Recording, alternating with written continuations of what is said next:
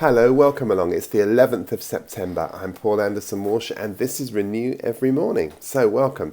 We're thinking in our series, Living Grace Fully, about this wonderful verse from John chapter 10 and verse 11. And it's one you know very well. It says this: I am the good shepherd, and the good shepherd lays down his life for the sheep.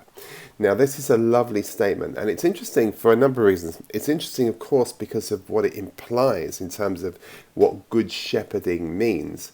But it also kind of leaves you with the question mark in your mind, which says, if Jesus is going to talk about a good shepherd, I wonder if there is also the opposite, a bad shepherd. And I think maybe there is, because I've been thinking about the idea of how you might, obviously, we think about shepherds in terms of the actual from an agricultural point of view, and we're going to explore that metaphor. But obviously, it's a metaphor that also translates across into how we are shepherding, how we are looking after, how we are pastoring, how we are caring for one another.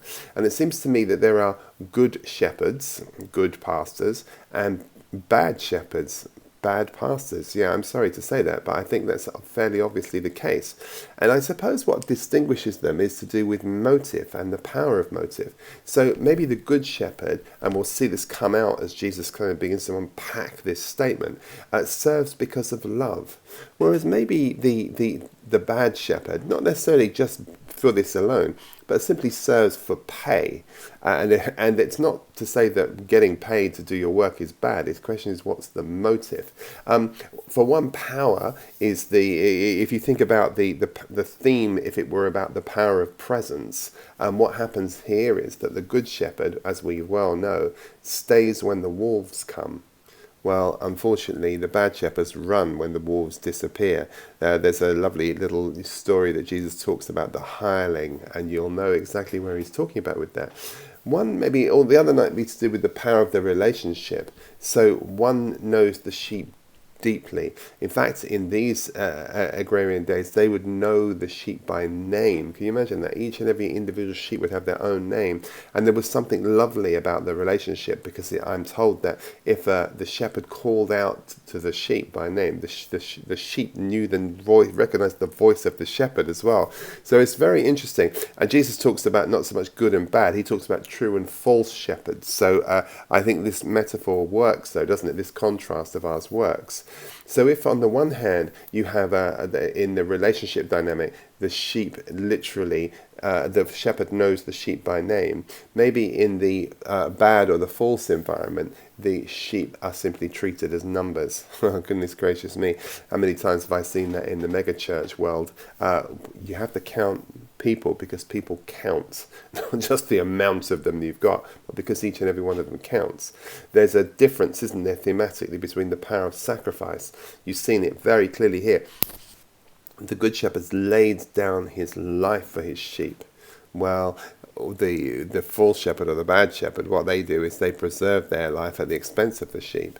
In terms of vision, one is about leading the sheep into abundance. The other one really leaves the sheep scattered and starved, perhaps.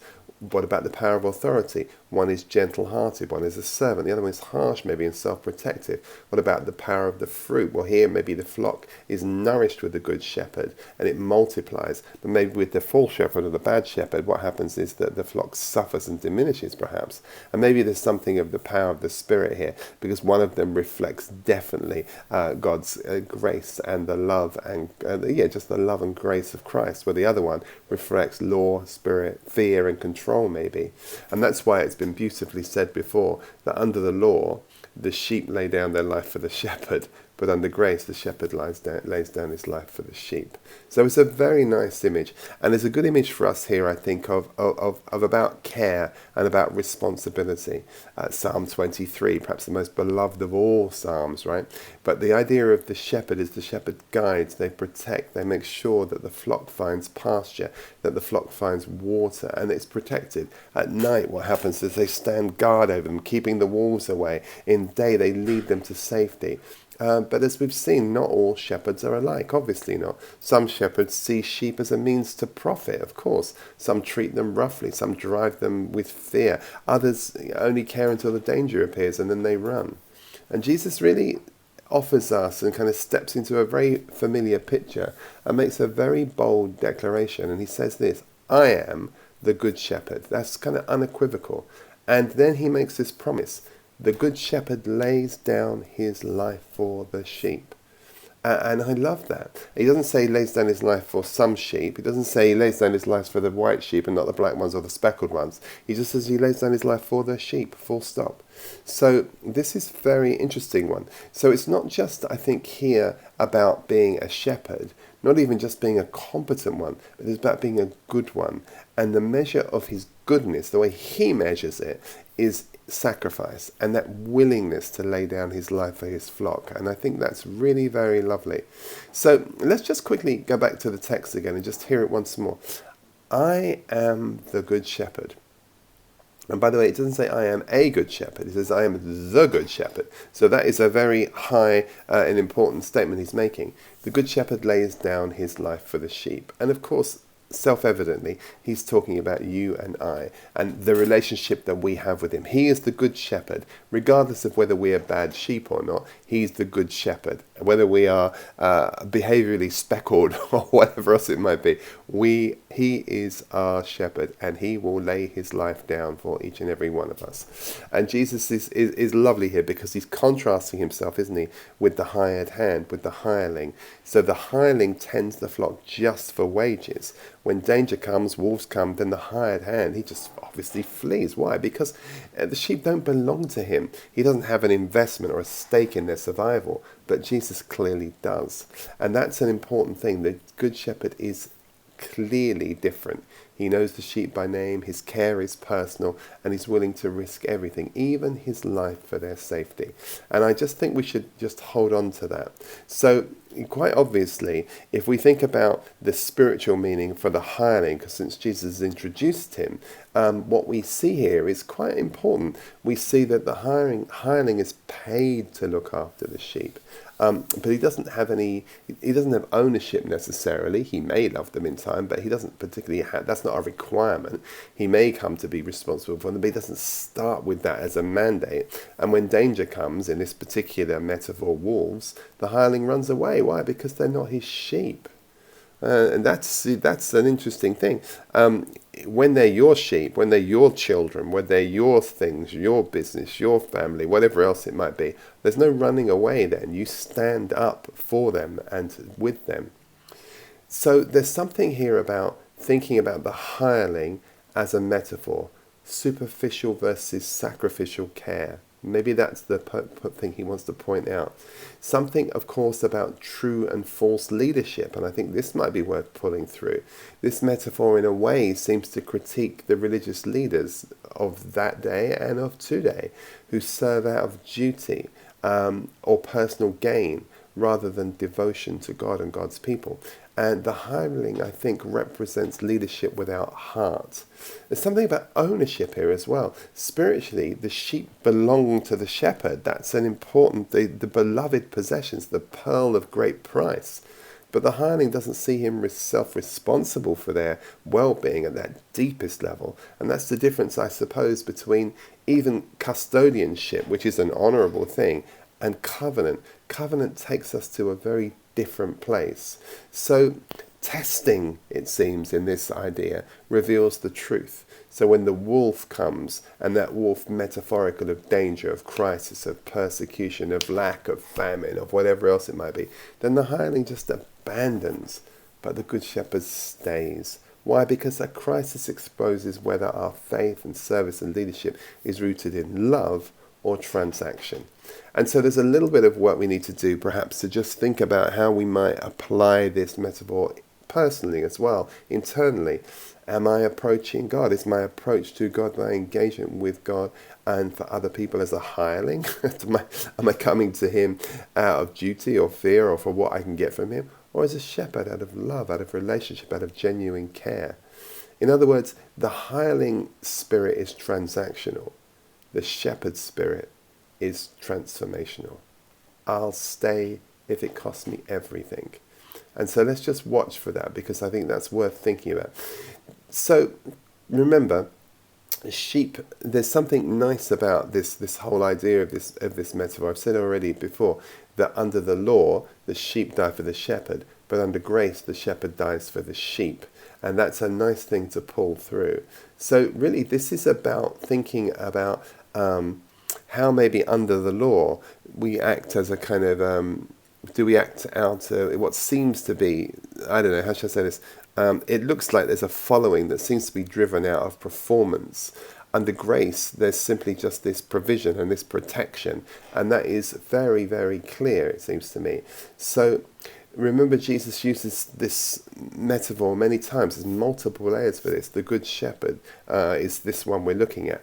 There's the gate for the sheep. That's the idea of the shepherd guards the pen, kind of lying at the entrance to protect the flock. Then we have, of course, the ultimate metaphor, the Lamb of God. And each of those images seem to me to project something or emphasize something. One is about maybe access, and the other's about a sacrificial provision. But there is this incredible strength that we can draw from the lovely idea of the Lord as the good shepherd. Lots of metaphors. So the law died for the sheep, shepherd, sheep. The law, the sheep die for the shepherd. Grace, the shepherd dies for the sheep. Maybe there's something about the good and the good shepherd, and I think William Barclay talks about paralleling the idea of the good shepherd with the good doctor. So there's something maybe about compassion and moral beauty, which is a quite an interesting idea. We've already seen this naming and personal bond with the sheep. That's a really interesting idea. The thought that the shepherd knows and names each of those sheep individually. It's just incredible. Maybe there's something about how sheep follow to be fed. In this lovely notion. So one's following out of dependence and provision, not merit. And maybe there's something also about the idea of just seeing how when we pull these metaphors together, that the perhaps the ultimate point maybe is that there are perhaps two, not only good and bad, true and false, but maybe there's different motives as well. So we can kind of sharpen this picture a little bit. So in the ancient world, right, not all shepherding was about care. You see, sometimes sheep were raised primarily with the idea of wool in mind. That would be the reason why the sheep were raised, right? That would be the driving idea. But sometimes the idea was that the sheep were raised for mutton, and that is different because the difference changes everything. Because if the sheep are primarily raised for wool, you treat them in one way. If the idea was they're just raised to be fattened, to be slaughtered, that might treat them another way. So if your goal is wool, you treat sheep with patience, you would treat them with gentleness, you would treat them with long-term care. If your goal was mutton, you might treat them as expendable and use them for a season and then just literally kill them. And the contrast still speaks today, it seems to me. Bad shepherds, whether they're in politics, whether they're in business, whether they're in religion, treat people like mutton. They use them for their own gain, their own growth, and they discard them when they're no longer useful. But good shepherds, whether they're in church life, whether they're in business life, whether they're in politics, doesn't matter, whether they're in social life, doesn't matter. They nurture, they sustain, and they care for the flock. They're in it for the long haul, knowing literally life is richer when the flock thrives, and that's it. That's the whole point of it. So, all right, well, I'm going to maybe come and do a talk tomorrow. I'm maybe I might do a bit more of a contrast on this, because I think there might be a bit more to pull out of this idea. But let's leave it like this. Let's finish today by thinking to ourselves, what does this all mean today? Well, I guess a few things. Maybe firstly, we should be listening for the shepherd's voice. Amid the noise, just maybe be able to pause and in stillness ask, what is Christ saying to me? His voice is gentle, it's guiding, it's never coercive. Second, maybe trust in his care. Where you feel the most vulnerable, maybe just trust ourselves to that care. And then finally, recognize that for God, we will always, always, always be wool and never be mutton. All right, well, listen, have a great day today. God bless you, and I pray that you will enjoy the rest of your day and you will be filled with His peace. All right, bye bye for now.